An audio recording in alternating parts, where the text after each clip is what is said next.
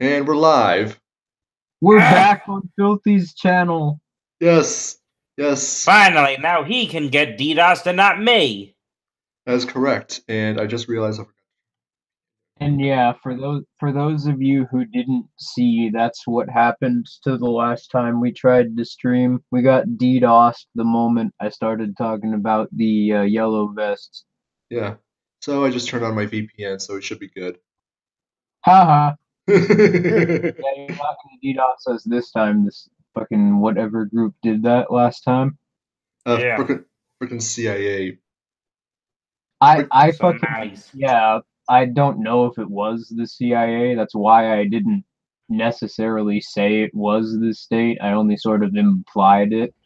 But I mean, what other groups would have an interest in like heavily monitoring our like stream that only gets 40 to 50 live viewers and then taking it down the moment I start talking about NGO infiltration of small grassroots protest movements?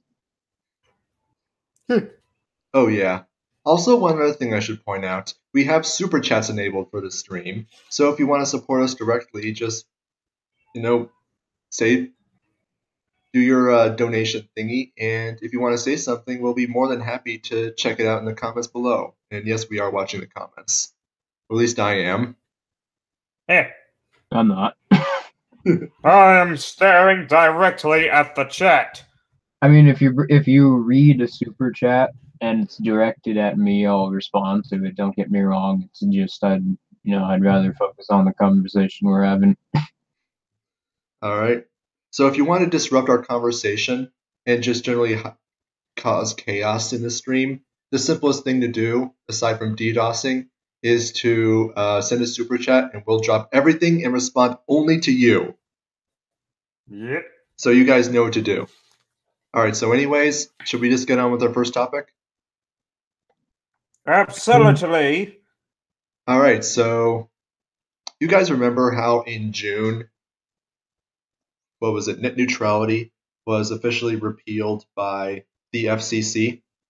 And the world was going to end. We were literally not going to have any more internet. Yeah, I mean, like just the well of internet was just run completely dry. They couldn't get any more internet. We were running out of internet, everybody, and net neutrality was going to save us from this inevitable doom of running out of internet. All the websites were going to shut down, and even the streaming services that were left were going to be behind a paywall because that's totally how competition works. But the exact opposite has happened, and in 2018, internet speeds rose nearly 40%, according to recode.net. This is, of course, is not a uniform distribution. Some states had a very marginal increase in speed, while others had theirs go up by as much as 120%.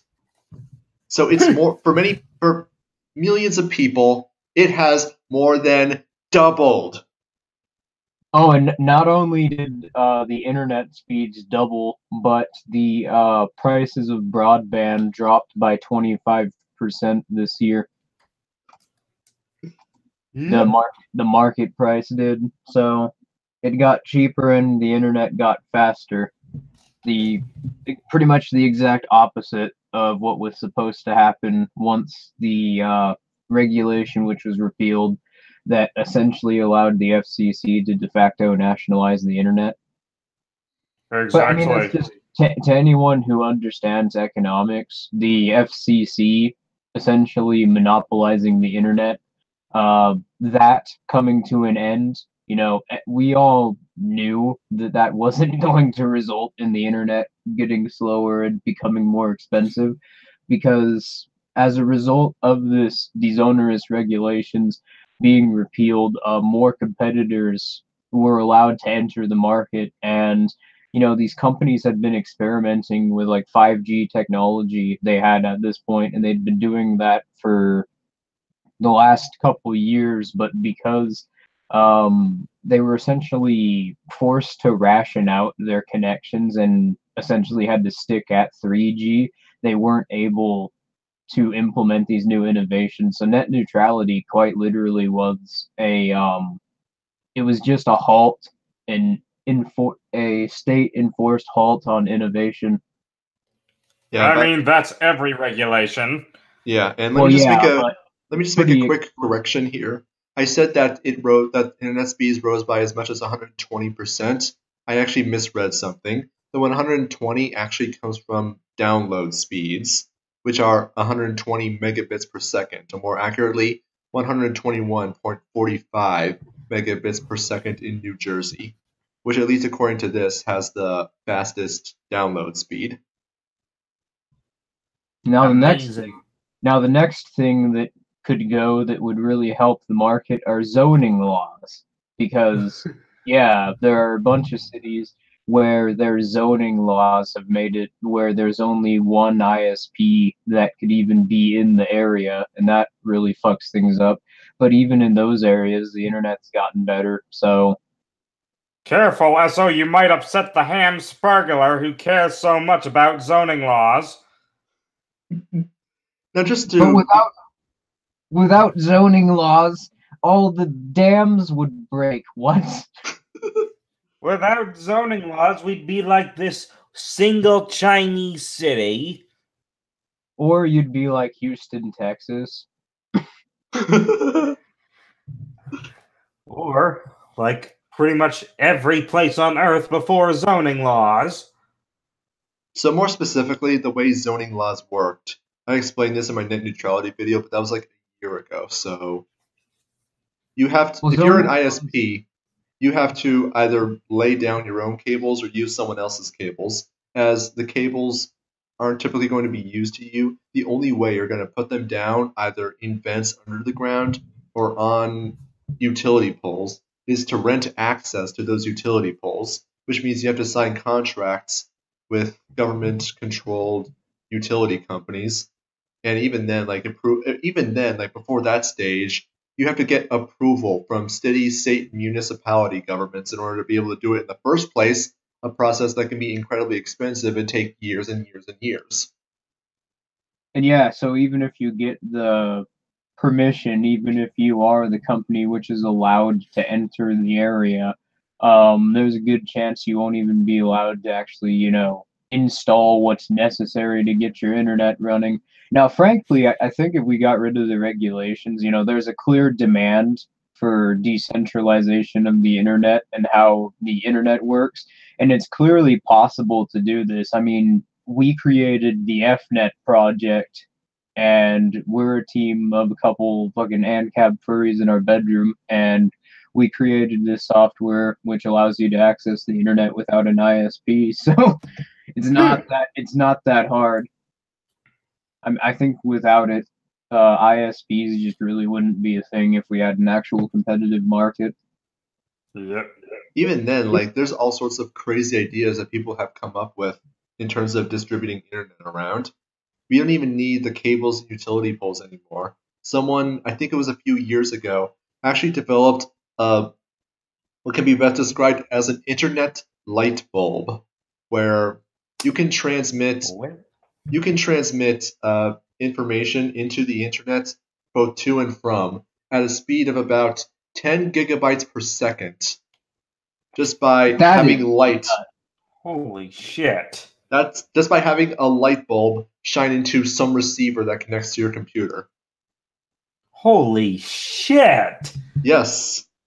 I can't wait to see what stateless internet's like, because it sounds fascinating. Just technology in general without the state is going to be pretty awesome, let's be honest. I mean, forget One about... concern I do see with that light thing, though, is other lights interfering with it. Possibly. I mean... If the light bulb is brighter, it shouldn't matter. Yeah. And if it's like directly in front of the computer, it might just be a laser, in which case it doesn't really matter. That could be. Okay, well, if it's a laser, that's fine, but I fucking just reminded myself of, I don't know if you guys saw this, but I saw the most hilarious post on 4chan earlier today that I still can't even read it without cracking up. It's that post, like, did you see it? It was about the sun, and somebody said, God. If the sun disappears, what would happen to Earth, how long would people survive? And somebody writes, I'm pulling up a picture right now so that I could quote it directly. Like, you guys fucking. Okay, if it takes the light and heat from the sun 8 minutes, and it's spelled minuets, 8 minutes to stop reaching Earth. What if we just travel away from the sun at 8 minutes per hour? We'll always be keeping up with where the warm is, so we'll never run out of. I'm sorry, where the warm is? Yeah, we'll always be keeping up with where the warm is, so we'll never run out of sun. I'm pretty sure that's not how that works. 20 liters of vodka and autism when they wrote that post. I tell you what. And it's funny because it's like it's an actual scientific discussion, and then the moment this fucking autist comes in and says that, everybody else in the board, it just turns into making fun of him. I think what it is that you have a bunch of 12-year-olds or something who go onto 4chan just to mess around, try to be edgy little Reaper mains. But they go into these boards to try to make themselves feel smarter than they actually are. Yeah, I can't tell if this is like a 12-year-old super autistic person or if this is just a troll, but it's really, really fucking funny. And that's what it reminds me of. For some reason, light shining onto the internet in hot blue saying, "Well, what if another light would interfere?" That doesn't really make any sense. You'd think that if there was more light, you'd get more internet. No, I mean, like, say, what if a traffic light or a car, like, gave the receiver the wrong signal? Well, I mean, we could end up in a future where the light in your bedroom is also your internet source. So as long as you have a computer in the room, it can get internet.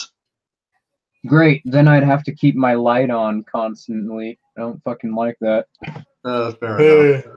I'm sure that there'll be some other ideas. If they can shine it out of an omnidirectional light bulb, I'm sure they can focus it into a laser. Yeah, I'm hoping that it is a laser because, yeah, that's actually going to cause me an issue if I have to do it like that. Yeah. But for sure, you have. It's hard to actually draw a correlation because people are going to point out correlation equals causation. And net neutrality was only repealed in June of this year, so it's halfway through the year. Oh my fucking! How many times does deregulation, in the few times we can actually observe it, lead to a better quality of life directly? It's not correlation correlation. We have a very detailed explanation for why that is, and we can demonstrate that it's correct. But yeah, even if we were going with that, how many times has it happened? I mean, even if we didn't have the economic explanation, the competition, the more money producers have to invest in creating innovations, and they're incentivized to do this by the competition which exists in the market, which actually increases the rate at which innovation occurs. Even if we didn't have that very scientific explanation, why would people keep arguing this if every time it occurs things get better? It's pretty easy to see that's it makes you thonk, at least. Yeah. Well, no, they're going to try to cling to whatever excuse they can to avoid confronting the fact that the state sucks. Yeah, I can't really understand how someone like Paul Krugman can continue arguing economics for the state. But then again, that's the same guy who said that the Holocaust is what ended the Great Depressions. So, in order to get us out of the 2008 financial crash, we need to have the government fake an alien invasion, War of the Worlds style. We needed to create another bubble in order to get out of the 2008 crash. Freaking hell. Isn't that just the thing about our modern economic system? Just bubble after bubble after bubble. How do we Bubbles. get Yay. out of this stock market crash? More debt. More debt. I mean, it's worked it's worked the previous times. Our debt. Debt. I mean, it's gotten late stage statism has gotten so bad that I'm sure everyone here remembers when Tucker Carlson cited Paul Krugman. Hoplu, you really need to get on working on that fucking collab we're doing. Tucker Carlson is a plague because I really would like to see that up. Trust me, I just really need to finish my Christmas special. All right, because I'm sort of tired of seeing "you can't cook the tuck" being thrown around. Because yes, you can. The title of the video is going to be "We will, we do." The Tuck Boys actually pretty easy. Well, what's going to happen is he's going to have you on he's going to invite you onto his show, and then he's going to railroad you Bill O'Reilly style. And then he's actually. They're not going to invite me on fucking Tucker Carlson. They DDoS a stream that gets 50 viewers just to shut me up. They saw how well giving a mainstream platform worked for Cody Wilson. Well, they're not going to do that to me. I don't even get 50 viewers. I get like 20. That would imply that they are smart and would learn their lesson, which I think is giving them too much credit. I think that people are severely underestimating the state when it comes to psychological operations. I mean, we're talking about the people who spent the last 30, 40 decades experimenting with mind control and wrote a very detailed series of instructions for how to completely program somebody into a sleeper agent, which, by the way, that's something we were going to talk about on the last stream before it got DDoSed, that MKUltra was confirmed legitimate by some congressman, but it's not like we needed to know that. But was it a congressman or was it like the Department of Defense or something? I'm pretty sure it was the Department of Defense. But but that's the point, is all people really know about MKUltra is that it was the government experimenting with LSD, but very few of them have actually read the MKUltra documents. And there are very detailed instructions for how to create a sleeper agent, and part of it is essentially how to traumatize someone so badly that they develop multiple personality disorder. And that lends a lot of credibility to some of the horrific stories of MKUltra victims. Like, there was that one who claims that she was brought into a room, thrown into a coffin with a dead body, like a freshly rotten corpse with bugs still on it and everything. Christ. And the adults which brought her into the room as a kid told her that the moment they closed the coffin, the body was going to come to life, and they closed the coffin and left her there for 2 days. That's one of the MKUltra victim stories. And that's the sort of thing they would do to people to have them develop multiple personality disorder.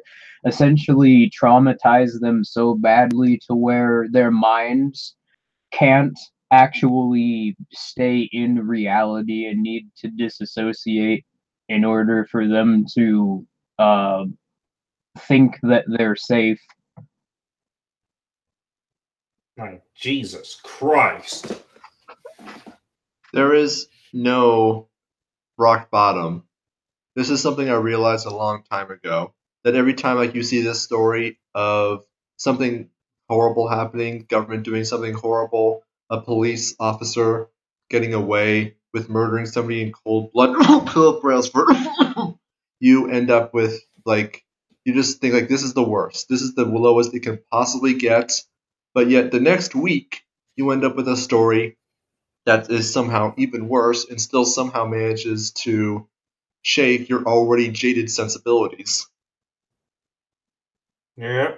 And this is what I mean by there is no rock bottom. So it's hard to be surprised by this kind of stuff anymore, but I know for a fact that I'm going to be surprised probably next week because something else horrible that some government agent was perfectly willing to do is going to come out. Well, my point was simply that I think people are severely underestimating the government because, we're talking about the organization which does that in order to learn, and, they program sleeper agents and they give them triggers which literally make them, seize up and die if they are presented with information about, the MKUltra project, which is something that's actually talked about in the declassified MKUltra documents. But yeah, and they own every media outlet covertly through the CIA, and also funding directly from this. They fund them directly through government, through executive orders. So I think that I think to say that the government, in any sort of psychological sense, that they're incompetent, I think that is, you need to assume that they're deceiving you until you can prove that they're not. And I know that that sounds sort of like backwards reasoning, but the director of the CIA during the 1980s, I think his name is William Colby. I don't remember it off the top of my head. That would have had to have been Casey. Yeah, it was Casey, not Colby, but yeah, Casey. He said that the purpose of the CIA, while he was still the head of the CIA, was to essentially make everything that the American people know, make sure that everything they know is a lie. And this was the time when they were openly pushing Operation Mockingbird. They still are today, but supposedly it was disbanded in 1994. But you can still see that there are CIA agents in the media right now, so it's clearly not. Yep. Yeah. So shall we move on to the next topic? We spent quite a bit of time on this one. Yeah, sure. I mean, we sort of lightly covered on another topic that we were gonna mention last week. Yeah. So yeah, that's fine. Anyways, here's the next topic that's particularly juicy. Cops and schools had no duty to shield students in Parkland shooting, says judge who tossed lawsuit. And this is hardly the first time that governments have ruled that government agencies don't have an obligation to serve people after they get sued for not doing their job. I think another famous example libertarians have been citing for the last couple of decades was Casey versus the District of Columbia. Then there's also Deshawney versus Winnebago County. I mean, this is hardly the first time this has happened. Mm-hmm. Yeah. But now they fucked up because this is something that happens with a national case. Like, this was big news, the Parkland shooting, and yeah, a lot of people were watching this, and it was very interesting because I was having a conversation with my family about it, who I've mentioned before are all pretty deeply statist, and I think this is something we really need to start like showing people, because the first thing they were saying is, well, why are we paying tax dollars if they don't serve us? Because they don't serve you. Yeah. That's a good question. Why are you paying tax dollars? Because they clearly don't serve you, and we can prove this according to the government's own words. You have the Supreme Court cases you just mentioned, where the government does not recognize its own terms on this quote unquote social contract. And here, like those cases were from the 80s, if I recall correctly. Here we have a case that's very recently a suit filed by 15 students who are upset that the 3 sheriff's deputies who were outside the school and basically just sitting on their hands while they were being shut up. And you'll notice that the national media is dead silent about this. You know, they were talking about everything in relation to Parkland, but the only reason we know about this is because it was covered by a local news story out of a local newspaper out of Florida. Fox, CNN, MSNBC, they're dead silent about the whole Parkland situation the moment this gets brought up. Mm-hmm. Yeah, I think and that's what I love about this the most. Now they're regretting popularizing David Hogg because now this happened where they also had to turn around to the government did and admit that they don't serve people in front of a national stage, essentially. Well, you gotta love how the media likes to report on the Parkland shooting an hour before it happens, but this they don't give a single damned word on. Well, of course, the gun control organizations aren't going to say anything about it because they fall back. Oh, well, the police got to protect us. You know, the police are going to protect us, and people shouldn't be able. You know, they shouldn't rely on themselves. That's dangerous. Of course, they're not going to, say a word about this because, this pretty much single-handedly throws a wrench in that narrative. Well, give me 30 seconds. I am absolutely certain I could find a news story of a person who was killed by the cops that she was trying to call to get help from. So the police are not going.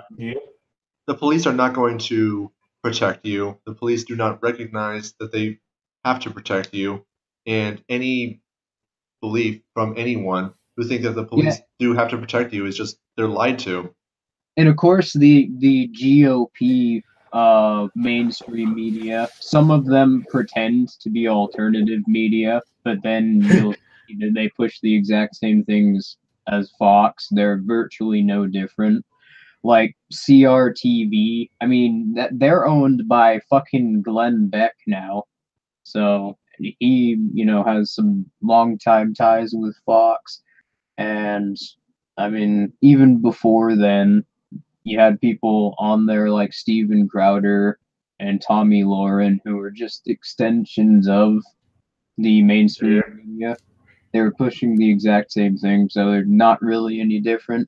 They're not going to cover this because even though they come at it from supposedly a completely different angle, they essentially push the exact same narrative, which is that the government serves you.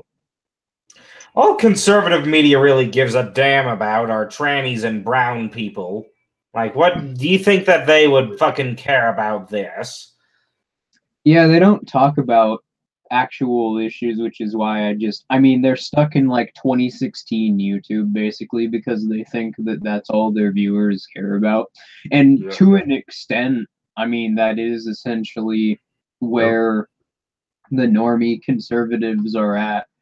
But you see everybody else online. It's really an interesting thing to see.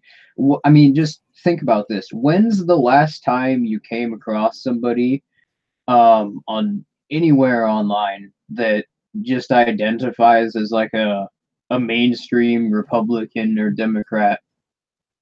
I think based on what we've seen with the election that more and more of the population are becoming increasingly disenfranchised, and it's not that mainstream politics are necessarily the norm anymore, because you've got so many people who are straying away from what the government's pushing. Meme ideologies will dominate the earth. I'm sorry, but that's the only way it works. You had the problem with. I was going to make this point earlier. Hey, Filthy. What? Can you hear me? Hey, Filthy. $2. Minarchism for the win. Oh. Even though it literally never will. Thank you for the $2, Archeon. But I'm sorry, but minarchism is inconsistent with its own principles, or its the principles it claims to hold. And also, I've gone into great details in the past how minarchism will never actually exist because the state is economically designed to expand, and a stable size of the state is economically unsustainable. I'm sorry, but if you want to be consistent in your ideas, both economic and ethical, then you either have to be a totalitarianist or an anarchist. Either the government has complete and total control, or don't completely rail on him. He just gave us $2, but yeah, that's true. Yeah. Yeah. Well, anyways, thank you. So, what was I going to say? Yeah, right, about the political spectrum. The big problem I see, especially with like the conservative, liberal, Republican, Democrat divide, is that it really forces people into thinking in terms of binary, that there's only the Republican and the Democrat solution to certain problems, and it prevents them from wanting to seek out other possible third ideas that are going to be even better than both of them. For example, both Republicans and Democrats, conservatives and liberals, they're always going to agree without question that the state is going to be necessary. And so any arguments like such as this article that was presented, that the state does not recognize its own obligation to protect you, that is completely blows their minds. That will never be covered in any mainstream media outlet. And it's not just that they want you to think the state's the only solution and by presenting only two options. It's that the state, through the education system and the media, has essentially been trying to craft this idea that there are only a certain set of ideas. Like, you'll notice that they don't even talk about Republicans or any other beliefs other than Republicans or Democrats. And if they do mention them, they'll present them as if they incorporate ideas from Republicans or Democrats, or they fit into the Republican or Democrat circles. So essentially, it's not just that they want you to think that Republicans and Democrats and elections are the only thing that exist. It's that they literally want you to not be able to talk about anything. They want to deconstruct the ideas which are being talked about. Like, they don't want you to be able to discuss things because they're going to make everything so broad yet so vague that any discussion outside of I support Republicans or I support Democrats is impossible. Yeah.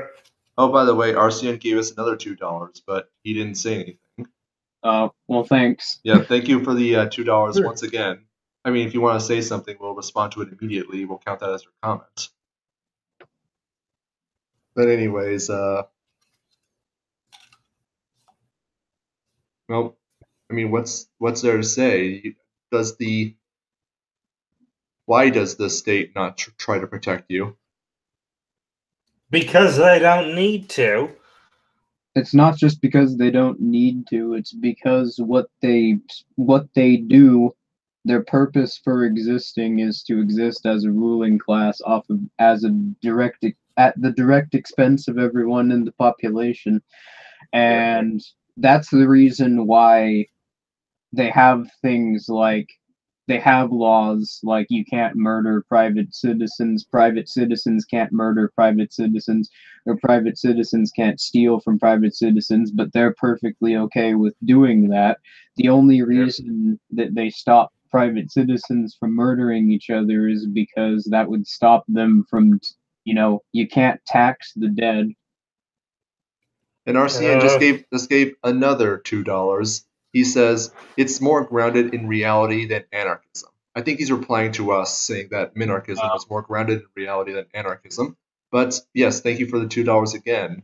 Yeah, how do you maintain a minarchist society when the mere existence of a government operates on an exponential growth curve and governments don't have the ability to produce anything? How is that sustainable? Magic. I was like, I don't know how you can be a minarchist when when probably the best example of minarchy that ever will exist, the United States, turned into a fucking global hegemony.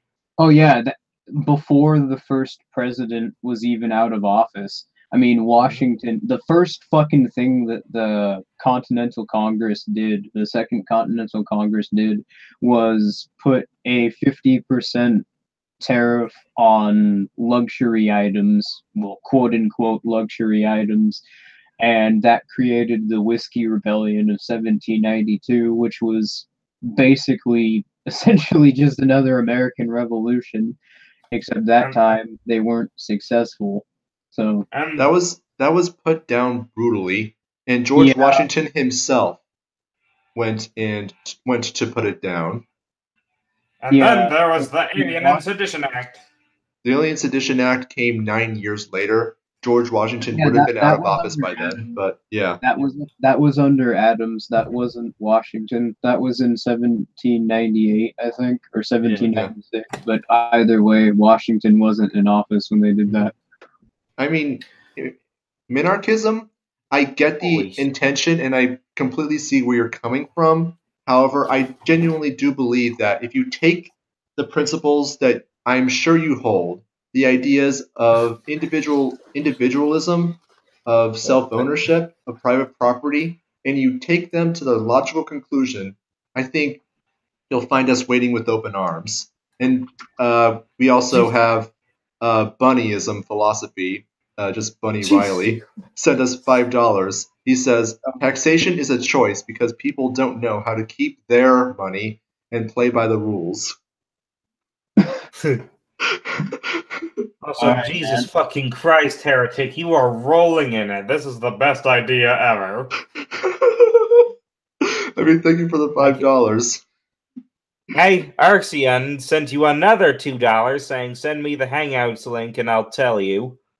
I mean... We still got some more stories to cover, but yeah. I suppose we could dedicate like 5 minutes towards the end to it. Yeah. Yeah, I mean, sure, Arxion, would you be okay with coming in like 5 minutes before the stream's up? Like in about 20, 25 minutes. In about, I mean, really, 20 minutes. It would take a full stream to go over the whole minarchy debate, but I mean, we could probably discuss the basic economics within the last 5 minutes.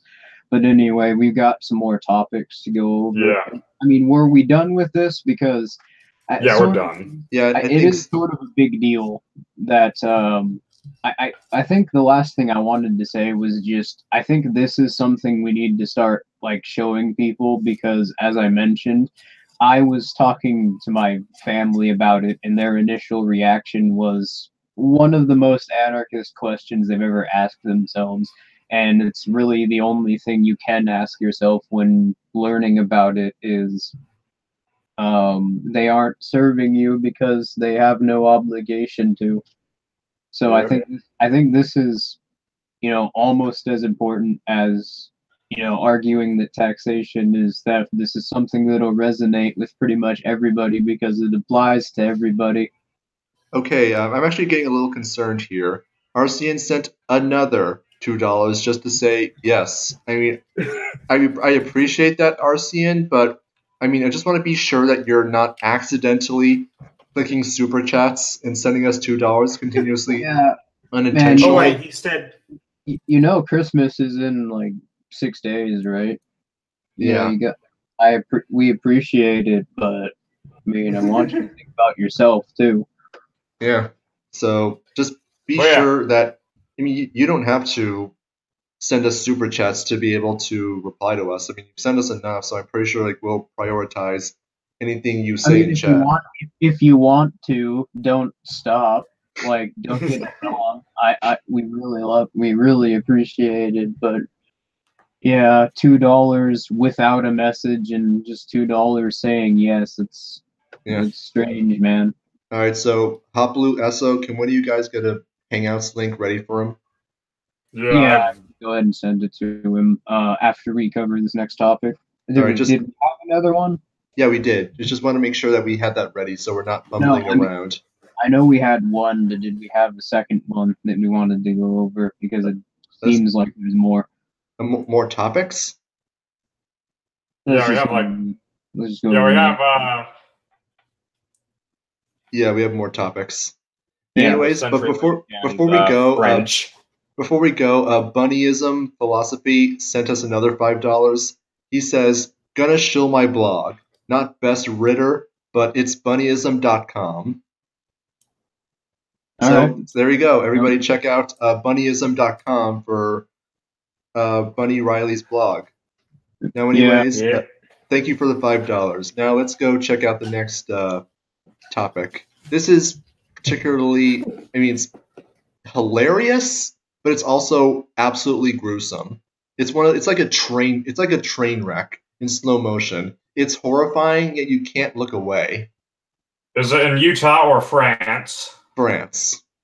All right. So France prepares last resort chemical weapon that can be smothered around Paris to keep Yellow Vest rioters away from key buildings as anti-Macron protests continue. Chemical weapons. Chemical weapons. Good Lord, late stage statism. What the hell? What? I don't I kind of understand, but I kind of don't really. And we're not talking about like pussy stuff like tear gas either. I mean, first of all, the official government reports don't specify what it was, and if it was tear gas, I can't imagine that they would be too secretive about it, because that's sort of an uncontroversial, albeit kind of unethical practice done by police. But they only describe it as a debilitating powder. That's their exact quote. It's a debilitating powder. And if you look at the symptoms of what it's supposed to do to people, they haven't specified what it is, but it sounds eerily similar to chlorine gas or anthrax. Because it's an extreme irritant on the skin, and it causes the person who's exposed to it, it causes their lungs to flare up and their throats to close. So that sounds a lot like anthrax or chlorine gas. But they're already using tear gas in France. I mean, what you're describing already does sound like tear gas. So, I mean, I remember reading something about that, and it mentioned that it's 200 times stronger than tear gas. Now, I'm not 100% sure what that means, but it sounds completely like the kind of thing that would be banned under the Geneva Convention. I mean, I guess international law only applies outside your borders. So, it's perfectly... No, international law only applies to nations, not people. Pretty much, yeah. So this is my thinking is that this is something that they would never deploy against, say, ISIS or Al Qaeda, but against French people who don't like paying $7 a gallon for gas. But my point is that it's not just like tear gas. Tear gas is an irritant, but this stuff is designed to kill people. That's way worse than tear gas. It's clear. It's like the sort of thing, the U.S. would be pouring on its allies in Syria. Oh yeah. But it just goes to show you the kind of psychosis that every single society has hanging over it. It's the I don't know. I don't want to call it the Damocles sword, because Damocles sword isn't an evil entity. Yeah, so, I mean, if you're in the yellow vests, I mean, the states, the governments of the world they're going to start coming down on you, especially if you're in France. So you guys might want to, like, get yourself some gas masks or prepare, because, I mean, clearly this is the sort of thing that they're going to start doing to people. And this is another interesting point of note, because I mentioned in my video talking about how our last stream got DDoSed, And I was starting to talk about in the stream how I thought that the yellow vests were getting co-opted by political interest groups or NGOs. And my proof of this was how Macron was acting to him. Then all of a sudden, they create this manifesto comes out of nowhere, even though this group doesn't have an official organization and ideology which they're representing. Then all of a sudden, when this document, which advocates for like a minimum wage and a bunch of these normie policies comes forward, then all of a sudden Macron gets on board with it. He's like, oh, these guys aren't thugs and terrorists anymore. Yeah, I can work with these people. And but the thing is, I thought, yeah, it's not that I was wrong. I do genuinely, it does seem still that was an attempt to co-opt the movement and subvert it from within. But the thing is that doesn't seem to work. In fact, that just sort of pissed people off more. Oh, that's weird. I just noticed we had a huge spike in viewership, like just a few seconds ago. Also, you have a $5. Yeah, we got a $5 donation as well. Chris Cullinan, I'm sorry, I can't word right now, says, great podcast, and is there a hangout? Well, yes, there is a hangout. But we're only letting certain people in here because in past episodes we have, just sort of let anybody come in, and then we'd have like 8 people in here, and it would turn into a complete shit show. So we're not doing that anymore. Yeah. So yeah, we thank you for the $5, and yeah, thank you for enjoying. We're glad you're enjoying the podcast.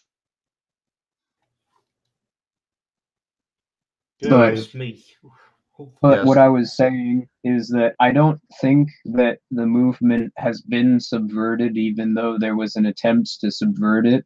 And proof of this is that, they're using chemical weapons on the crowd. But something that I actually noticed while researching the yellow vests, and I think there's an explanation for this. I mentioned it earlier that there's not really one ideology within the group. Like but also, this is not a series of political, like radical organizations coming together. It's just that the general population of France, they've adopted more radical ideologies. Like the only people you'll see in the protests are, people wearing vests that say buy Bitcoin on them. And so you got your dolorists out there. You've got people with hammers and sickles on the back. So, I mean, that's a shit ideology, but point is, it's not mainstream politics. You got people with... Again, you got my ideologies. Okay, sorry. You got people with white pride worldwide flags. You've got anarcho-communists. I think that what's happened in France, and this is, something that the media has sort of talked about a bit, is something that has been presented through the alternative media journalism as well, is that these are not like special organizations. These are just the average people of France, but the average people of France, at least, have become so disenfranchised that, Macron announcing, okay, we're going to take away the gas tax, but we're going to raise the minimum wage. They've become so disillusioned, and they've actually started looking into unconventional politics to the point where, they'd see, hey, wait, you're going to raise the minimum wage, so that's just going to cost a bunch of us our jobs. For it. Yep. And that's something that's interesting to note. I mean, you see these yellow vests popping up everywhere, at least over in Europe, and you're starting to see them in Canada and some parts of the US as well. And I think that that's more than anything what this movement reflects, is not just a growing discontent with the governments of the world, but that people are becoming more and more disillusioned with the government media, and they have such a distrust of the political system, and that's making the state even more desperate to the point where they're now using fucking chlorine gas on their own people. RCN sent another $2 asking you, SO, to send him the link on Discord. Yeah, when we're ready to bring you into the call, send it. Yeah, it's it should just be like 5 minutes. Yeah, don't worry, RCN will have you on. Also, yeah, I saw another spike in viewership. It just went up from 31 to 36. I think we're being targeted. Are we being targeted? I don't know. I did not see it in the chat. What's going on with the ratings? If we're being targeted, it might reflect that. No, the ratings are normal. It's just that the viewership is suddenly spiking. I saw it go up to 47 earlier, then go back down to 31. We're not being targeted. I think that I think people are just getting the link. I think people who subscribed to your channel are just coming because I mean, if the ratings aren't if the dislikes aren't suddenly spiking, and there aren't a bunch of trolls in the chat, I think it's just a bunch of people who want to watch the stream. So, hey, everybody. Yeah. Hello. Yep. Yes. So anyways, we're only going to have 5 minutes to talk about this, but let's go ahead and move on to the last thing. CenturyLink in Utah is blocking its customers' internet while saying Utah legislators told them to. So, SO, you're pretty familiar with the topic. Why don't you tell us about it? Well, it's not that I'm pretty familiar with the topic. It's more that I simply just did some basic research into it. And, well, this is exactly what's happened. CenturyLink, the internet service provider, is blocking their customers' internet access until they've confirmed on their computer that they've seen a notification for paid security being offered by the company. And this is a result of a regulation in Utah state law called SB 134. And the politician they created SB 134, which apparently is regulation that's designed to protect consumer interest. But apparently the legislator who created it, Todd Weiler, claims that it wasn't designed to do this. So Todd Weiler is a bit of an interesting character because I looked him up, and his only donator to his campaign is this is something which actually was brought to my attention, but the only donator to his campaign was a company known as Logistic Specialities Inc. And Logistic Specialities Inc. is a company, and there's apparently a market for this. This is a company which is designed in creating bills and helping smaller governments navigate around regulations. Smaller businesses. Which are designed to kill competition in local markets. Yeah. Yeah, I have their website open on the stream so people can see it. And Todd Weiler's only campaign donor was this company. Alright. And now he's creating a regulation which causes ISPs in the Salt Lake City area to keep their competitors off the internet. Not their competitors, but their users off the internet, and claim, oh, well, now we don't know that that's what it was going to do, which I don't believe for a second, especially seeing the background and the person who created it. Depends on who wrote the bill specifically, but if we were to give the Mr. Todd the benefit of the doubt, then the only explanation that is acceptable is that he's just an idiot. I'm sorry, but politicians are either dumb or they're evil. Pick one. Well, they're both. But, there is one thing that was mentioned by FDR of all people, which is that there's no such thing as a coincidence in politics, and that was one of his only moments of honesty, and that's something that I believe. I mean, you see this guy Todd Weiler being funded by a company which specializes in creating bills and essentially extorting small businesses to help them work around regulations created by the government. Then you see this fucktard get in and create regulations which not only kill competition but completely screw up the market. And here's another thing, a big problem with this. There are people who don't have computers but have internet, like they have gaming consoles or they have streaming services like a Roku box, Fire TV, or Chromecast. Well, if you don't have a computer, then you're not going to be able to confirm that you've seen this notification, because you're supposed to get this notification by troubleshooting your internet access on your computer.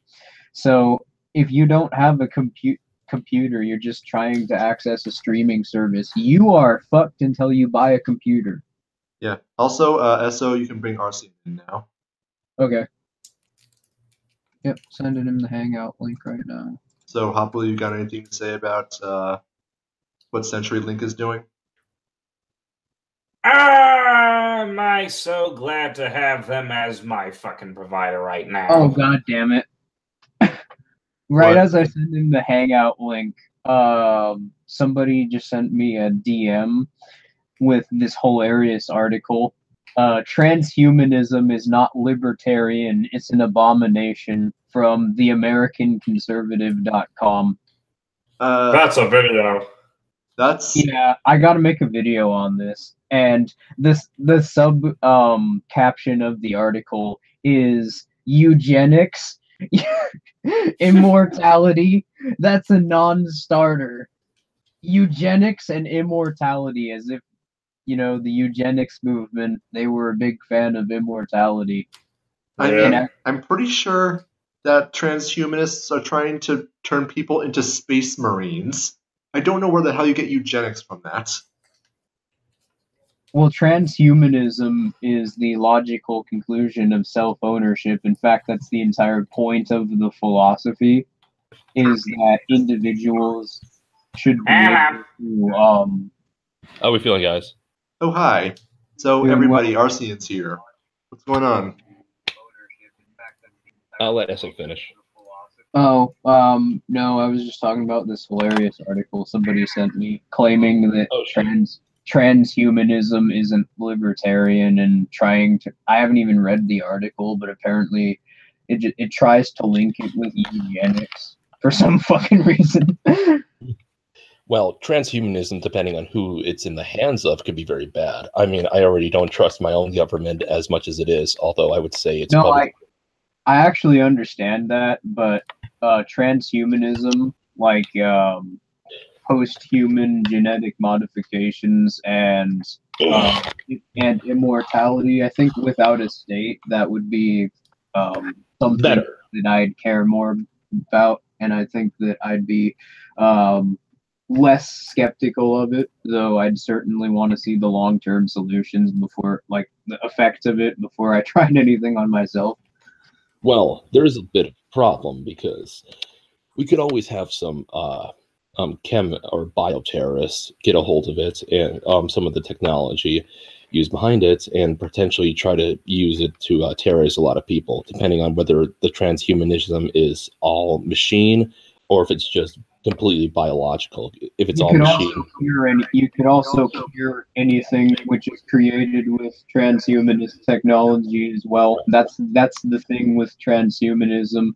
Sure, it can create artificial diseases and chemicals which don't exist, but it can also create antidotes to those diseases and make people immune to the effects of the chemicals which are created. Hey, I do want to ask you a question, though. One of the biggest disagreements, and I know you guys have always made jokes about this in the past, versus anarchism, is the concept of free movement through roads.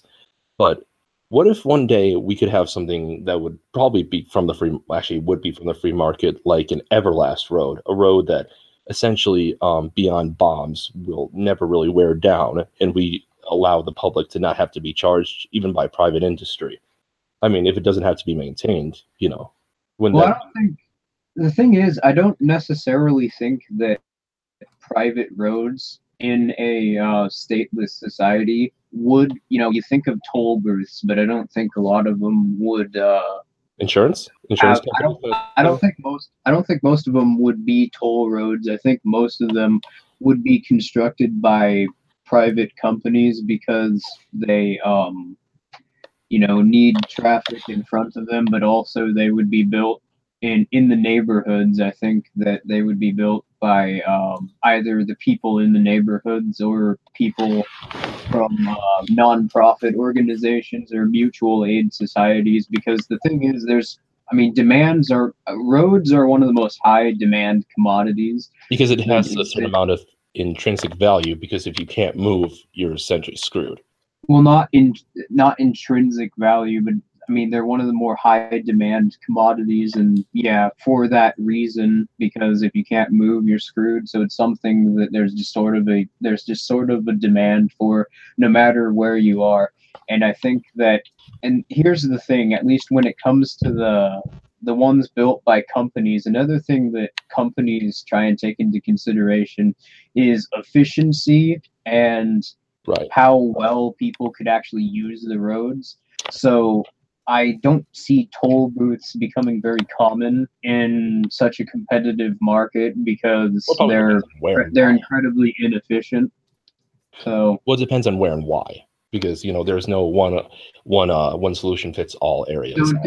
Don't get me wrong. I think that they would potentially exist, like maybe on back roads created by in neighborhoods, for example.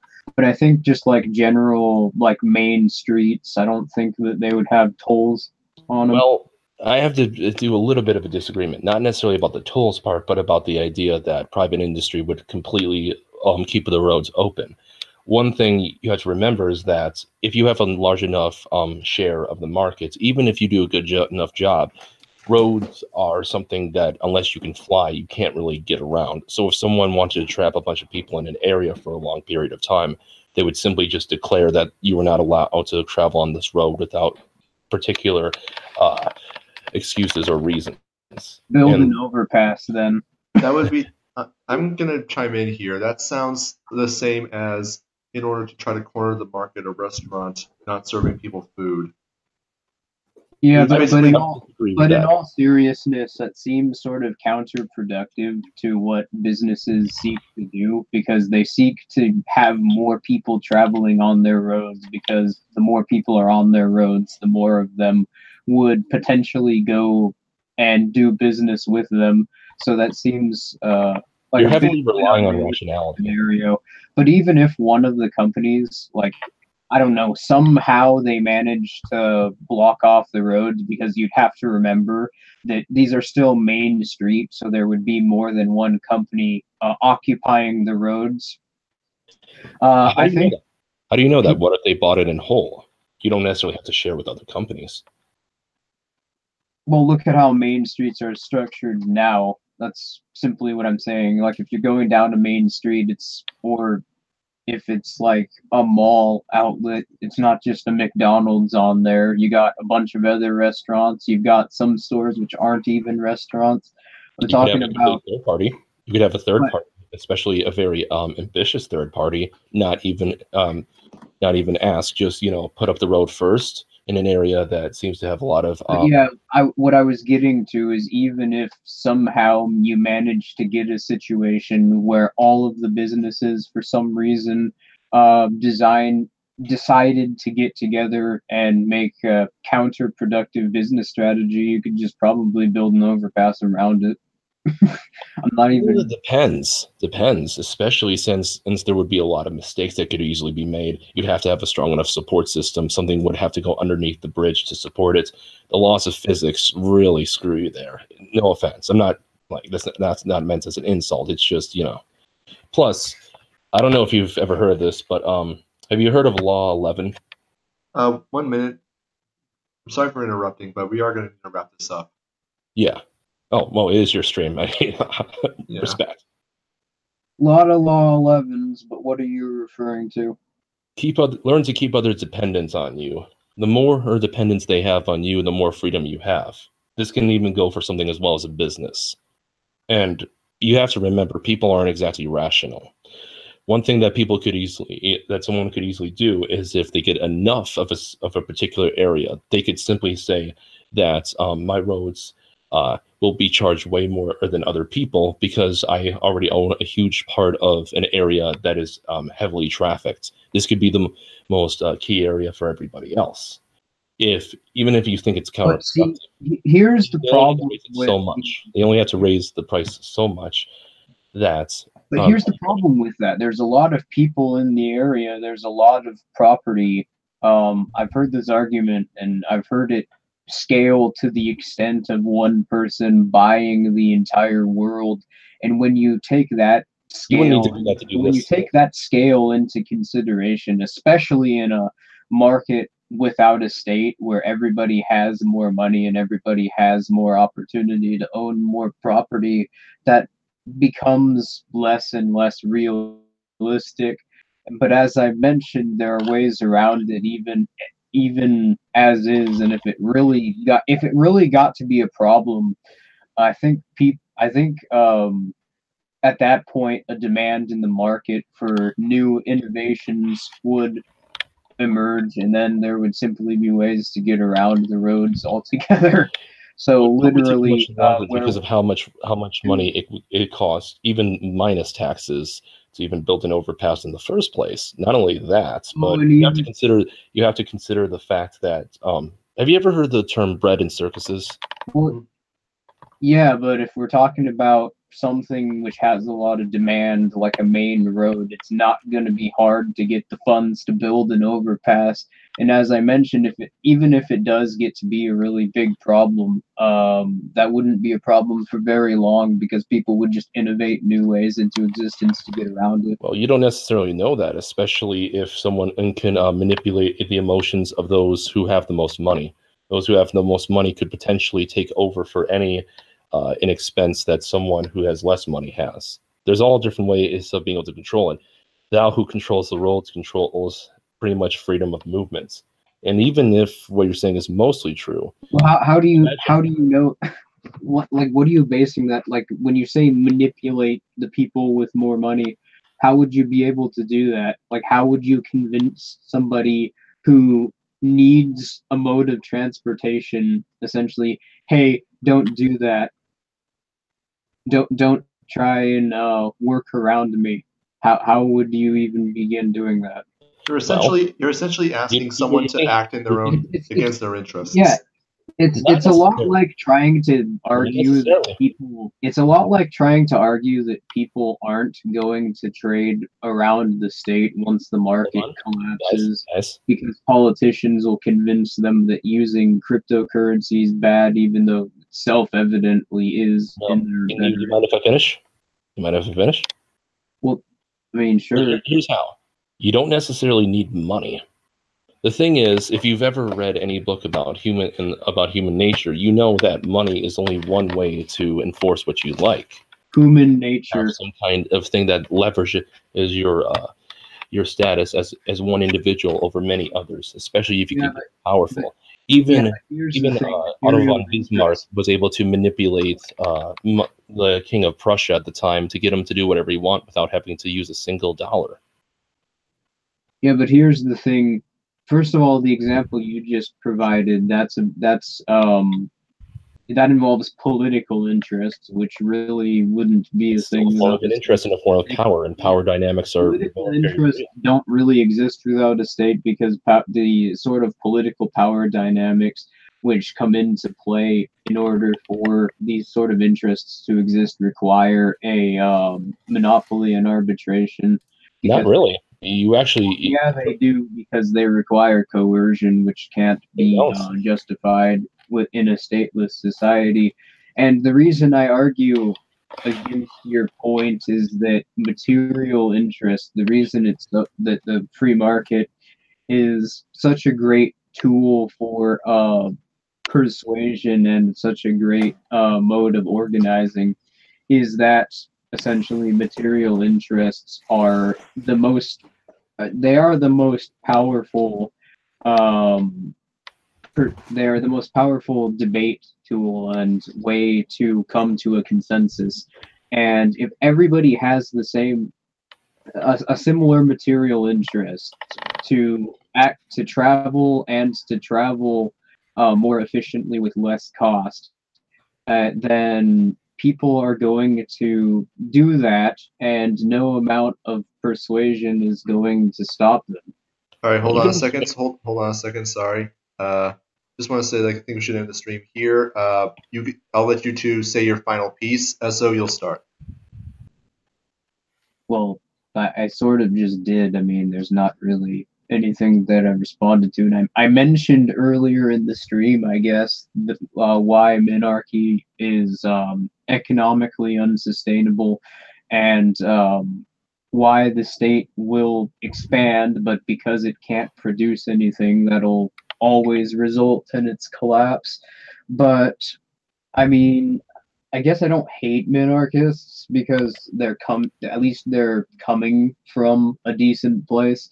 But I mean, yeah, at this point, with what we know about the Fed and what's happening with the political system and why it's happening, I just don't know, especially with how long social contract theory and the sort of weak justifications for the state have been debunked. I just don't really see how anyone can be an anarchist now.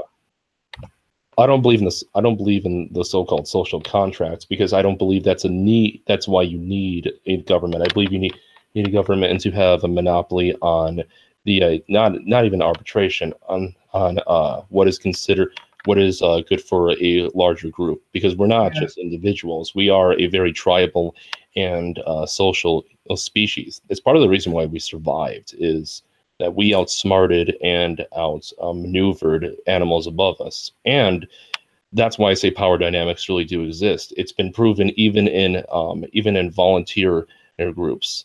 Those the alpha and the omegas. Well, sure, social hierarchies come into existence, but social hierarchies aren't they don't have anything to do with politics. But yeah, we really do need to have like a full stream dedicated to this at some point. I was going to suggest that you two should organize a roads debate. Have that scheduled for. There you go. I mean, I don't know when that would be, but you guys can schedule that amongst yourselves, because we got to wrap this up. I'm glad you don't believe in the social contract. That's really what separates liberals from libertarians. At least I'm just anti-chaos. I'm just anti-chaos is all. That's what. That's why I believe in the idea of roads. I'm going to be honest. The whole social contract shit. That's the reason why I think classical liberals are almost as bad as Marxists, just because of that. Hey, it's how Marxists came to be. But all right, so everybody, I'm sorry, everybody chill your stuff. Right. I'll go last because I have a question. How about the hoplu? I saw your video. It was pretty cool. Hey, I'm going to just ask you right now, where do you get all the money to set up any super chat donations? Bartending, and that's also where I get all of my supply of females, if you know what I'm saying. Okay. Well, again, thank you for all the donations. Yes, and as a fellow Catholic, Merry Christmas, my friend. Merry Christmas. Merry Christmas to all. Yeah, I'm a godless heathen, but I support Christmas too. Merry Christmas to all, and I'm making a Christmas special, which I guarantee that everyone is going to love. Merry Christmas, everybody. And yeah, he's sort of stopping me from doing my collab with him because of that Christmas special, so I hope you enjoy it. Yeah. Oh, and if you guys ever feel a little depressed, look up the Christmas truce. It's at least a positive look on the world and showing humanity can be just as good as it can be evil. Oh, right. The Christmas truce. That happened in World War I, right? Yeah. Yeah. Oh yeah, that's such a fantastic story. Everybody should definitely check that out. It's a nice story, but I don't necessarily think humans are inherently evil. So I mean, that's not really my point of view. I think you should be. I think you should be skeptical of everybody. But yeah, I'm just gonna end the stream. All right, everybody say Goodbye. goodbye. Bye. Yeah.